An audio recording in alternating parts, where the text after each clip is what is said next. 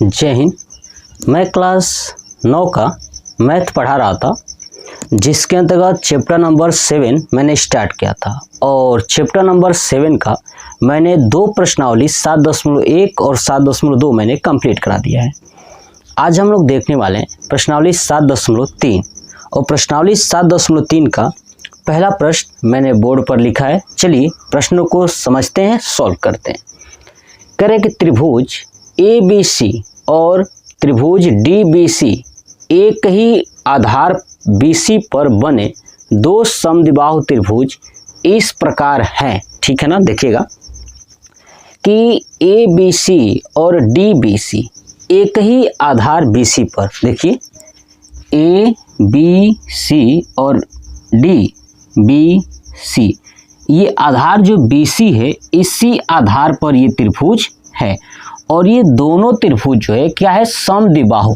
समद्विबाहु का मतलब क्या होता है कि इस आधार पर जो ये ABC बना है इसका AB भुजा इस AC के बराबर है और जो ये DBC है इसका ये BD भुजा इस CD के बराबर है।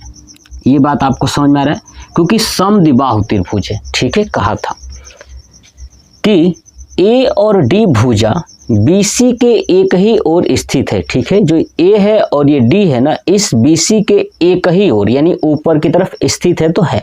ठीक है, यदि AD बढ़ाने पर, देखिए ये AD है ना, AD इधर नीचे की तरफ बढ़ाने पर, ठीक है, BC को P पर प्रतिच्छेद करें। अभी जो BC है ना इसको P पर प्रतिच्छेद करता है। ठीक है, तो दर्शाइए कि त्रिभुज ABD और त्रिभुज ACD है ना, ये दोनों क्या है, सर्वांग सम है। तो चलिए सिद्ध करते हैं। सबसे पहले यहाँ पे दिया हुआ है ना, दिया हुआ है बातें, क्या दिया हुआ है कि त्रिभुज ABC और DBC एक ही आधार BC पर बने दो समद्विबाहु त्रिभुज हैं। क्या है, दो समद्विबाहु त्रिभुज हैं। तो सबसे पहले लिखूंगा दिया है। ठीक है, लिखूंगा दिया है। क्या दिया है, त्रिभुज ABC और त्रिभुज DBC एक ही आधार BC पर बने दो समद्विबाहु त्रिभुज है। मतलब कि ये अगर समद्विबाहु त्रिभुज है इसका मतलब कि ये AB और AC बराबर होंगे, है ना। तो AB बराबर AC और दूसरा आपका ये DB और DC बराबर होंगे, यानी DB बराबर DC, है ना, क्योंकि DBC भी समद्विबाहु त्रिभुज है और ABC भी है। क्लियर हो गया। चलिए अब हमको सॉल्व करना है, तो लिखूंगा सिद्ध करना है। सिद्ध करना है पहला यह है त्रिभुज ABD सर्वांगसम त्रिभुज ACD। तो सबसे पहले क्या लिखूंगा, पहला त्रिभुज ABD सर्वांगसम त्रिभुज ACD। ठीक है, तो क्या लिखूंगा नीचे, त्रिभुज ABD तथा त्रिभुज ACD में। अब देखिए इन दोनों त्रिभुज में क्या मिल रहा है, ABD और ACD में। तो देखिए ये AB AC के बराबर और ये DB DC के बराबर है ना। तो यहाँ पे लिख दूंगा AB बराबर AC और DB बराबर DC, है ना। ये दोनों दिया है तो आगे लिख दूंगा दिया है ना। ऊपर मैंने लिखा भी है, ये दोनों दिया है। ठीक है, चलिए अब देखिए, अब इस त्रिभुज में क्या, तो आप देखेंगे जो ये AD है ना, AD इस त्रिभुज के लिए उभयनिष्ठ है, ये AD है ना, तो लिखूंगा AD बराबर AD है ना, AD बराबर AD उभयनिष्ठ से, उभयनिष्ठ से। अब देखिए एस, ये भी एस यानी साइड और ये साइड तीनों बराबर है उधर वाले त्रिभुज से भी, ये साइड और ये साइड, तो यानी यहाँ पे लगेगा एस, क्या लिखूंगा, एस सर्वांग समता नियम से। अब इस नियम से क्या हो जाएगा, तो ये दोनों त्रिभुज सर्वांग सम हो जाएंगे, तो क्या लिख दूंगा नीचे, त्रिभुज ABD सर्वांग सम त्रिभुज ACD, ये हो गया पहला हमारा कंप्लीट। ठीक है, अब ये हमारा सर्वांग सम हो गया। अब देखिए जब ये त्रिभुज और ये त्रिभुज जब दोनों सर्वांग सम हो गए तो इनके कोण भी आपस में क्या होंगे, बराबर होंगे। मतलब कि कोण ये जो ऊपर वाला है, ये वाला है ना, ये इस वाले के बराबर हो जाएगा और ये वाला कोण इस वाले के बराबर हो जाएगा। ठीक है, और ये वाला कोण इस वाले कोण के बराबर हो जाएगा। आई बात समझ में? यानी यहाँ पे जो आप ये देखोगे ये वाला कोण है ना BAD और इधर से CAD, ये दोनों क्या हो जाएंगे, बराबर हो जाएंगे। तो यहाँ पे नीचे लिख दो क्या, कोण BAD बराबर कोण CAD। सब कोण वैसे बराबर होंगे लेकिन मैं केवल इसी का लिखूंगा क्योंकि अगले वाले प्रश्नों को सॉल्व करने के लिए हमें इसकी जरूरत पड़ेगी। तो आगे किससे लिख देंगे, CPCT से। किससे हुआ है, CPCT से, है ना, CPCT से ये बराबर हो गया है। तो आपको समझ में आया। चलिए अब इसका स्क्रीनशॉट ले लीजिए। अब चलिए मैं दूसरा प्रश्न सॉल्व कराता हूँ। अब देखिएगा दूसरा, यहाँ से हटा देता हूँ, देखिएगा। चलिए अब देखिए दूसरा क्या करना है। ठीक है, देखिए दूसरा है हमारा त्रिभुज ABP सर्वांगसम त्रिभुज ACP। तो क्या लिखूंगा भाई, त्रिभुज ABP तथा त्रिभुज ACP में। अब देखिए इसमें क्या बराबर है, ABP यानी इस बार ये पूरा चाहिए है ना, ये पूरा, और ACP। अब देखिए इसमें, देखिए अब ये आप देखोगे तो ये जो पूरा AP है इस वाले पूरे त्रिभुज में भी आ रहा है AP और इस पूरे त्रिभुज में भी आ रहा है AP, है ना। अब देखिए और ये AB AC के बराबर है। आई समझ में? चलिए AB बराबर AC, ये क्या था, दिया है, लिखूंगा दिया है। दूसरा देखिए ये AP दोनों में बराबर है, इसका मतलब कि AP बराबर AP और ये किससे, उभयनिष्ठ से, ये बराबर हो गया। अब देखिए अब क्या बराबर दिखाई दे रहा है, ABP में और ACP में। तो ये वाला कोण दिख रहा है ना, ये वाला कोण यानी BAD है ना और CAD बराबर है ना। तो यहाँ पे लिखूंगा कोण BAD बराबर कोण CAD, है ना। अब ये किससे बराबर हुआ था जी, तो ये पहले वाले से, पहला सर्वांगसम हुआ था। तो ठीक है, तो अब आगे क्या लिख देंगे, सिद्ध किया है, हमने सिद्ध किया है ना, तो ये मैंने लिख दिया सिद्ध किया है। चलिए अब ये दोनों बराबर हो गए। अब आप देखिए इस त्रिभुज में आपको क्या क्या दिख रहा है, ABP में और ACP में। एक तो AB इस AC के बराबर हुआ यानी साइड, दूसरा ये AP ये भी साइड है दोनों के लिए, और ये कोण है तो साइड एंगल साइड, है ना, साइड एंगल साइड, यानी यहाँ पे हो जाएगा SAS साइड एंगल साइड, सर्वांग समता नियम से।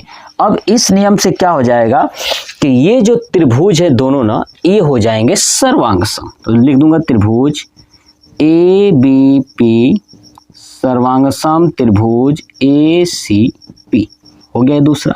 चलिए अब देखते हैं तीसरा प्रश्न। अब देखिए जब ए बी पी और ए सी पी अब ये जब सर्वांगसम हो गए तो बताइए ये जो बीपी भुजा है क्या वो इस सीपी के बराबर होगा या नहीं होगा। ये भुजाएं बराबर हो जाएंगी, क्यों? क्योंकि ये दोनों त्रिभुज सर्वांगसम हो गए। तो इसका मतलब नीचे क्या लिखूंगा कि बीपी बराबर सीपी किससे? CPCT से। ये हमने भी कर लिया। चलिए अब तीसरा कह रहा था कि एपी कोण ए और डी दोनों को समद्विभाजित करता है। दिख रहा ना, जो ये एपी है वो इस कोण ए को और इस कोण डी को समद्विभाजित करता है। तो हमने पहले सिद्ध कर लिया है कि ये दोनों कोण बराबर हैं। तो दोनों कोण बराबर हैं इसका मतलब कि एपी जो है कि ए को समद्विभाजित करता है ना। यहाँ पे हमने किया है प्रूफ। लेकिन अब हमको प्रूफ करना है कि ये जो डी है डी को भी क्या ये समद्विभाजित करता है कि नहीं करता है। तो देखिएगा अब यहाँ से ये BDP और CDP ये दो त्रिभुज अगर सर्वांगसम हो जाएगा तो ये वाला कोण और ये वाला कोण भी आपस में बराबर हो जाएंगे। तो अब यही करेंगे, क्या लिखेंगे कि त्रिभुज BDP तथा त्रिभुज CDP में। ठीक है, अब देखिए इसमें देखेंगे तो ये BD और ये CD बराबर होंगे। तो BD बराबर CD। ठीक है, ये दिया है ना, दिया है, हमने शुरू में भी देख चुका है कि ये दिया है। चलिए अब देखिए इसमें आप देखिए ये DP, ये जो DP आपको दिखाई देगा ये दोनों त्रिभुज में एक ही है। तो क्या लिखेंगे DP बराबर DP क्या चीज? उभयनिष्ठ से। चलिए अब आप नोटिस कीजिए, अब इसमें देखिए ये जो साइड है इस वाले साइड के बराबर होगा ना। अभी हमने ऊपर देखा था CPCT से, तो लिख दूंगा क्या कि BP बराबर CP है ना, किससे? तो हमने सिद्ध किया है, तो लिख दूंगा सिद्ध किया है। अभी हमने ऊपर सिद्ध किया था ये। चलिए अब हमने देखा कि क्या क्या बराबर हो गया, ये साइड, ये भी साइड और ये भी साइड, यानी SSS है ना। तो चलिए अब इस दूसरा को हटाऊंगा, आप इसका भी स्क्रीनशॉट ले लीजिए, उसके बाद मैं ऊपर लिखता हूँ। देखिएगा यहाँ अब दूसरा हटाता हूँ तो क्या लिखूंगा यहाँ पे कि SSS सर्वांग समता नियम से। अब इस नियम से ये जो छोटका त्रिभुज है ना, कौन सा? तो BDP और CDP ये सर्वांगसम हो जाएंगे, यानी BDP सर्वांगसम CDP है ना। त्रिभुज आगे लगा देता हूँ ऐसे। अब दोनों त्रिभुज जब सर्वांगसम हो गए तो बताइए ये वाला कोण और ये वाला कोण बराबर होंगे ना, यानी BDP कोण BDP बराबर कोण CDP है ना, बराबर हो जाएगा किससे? CPCT से। ठीक है, अब ये बराबर हो गए। यहाँ पे हमने ये CPCT से ये कोण एक, ये वाला और ये वाला बराबर था और ये वाला बराबर था। इसका मतलब क्या हुआ, हटा दूं इसको। चलिए अब लिखूंगा क्या कि अतः AP है ना, यहाँ भी प्रूफ हो चुका है और यहाँ पे AP कोण A और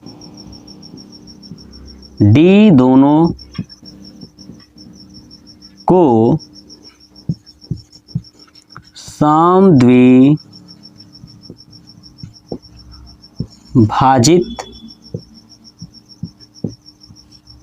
करता है।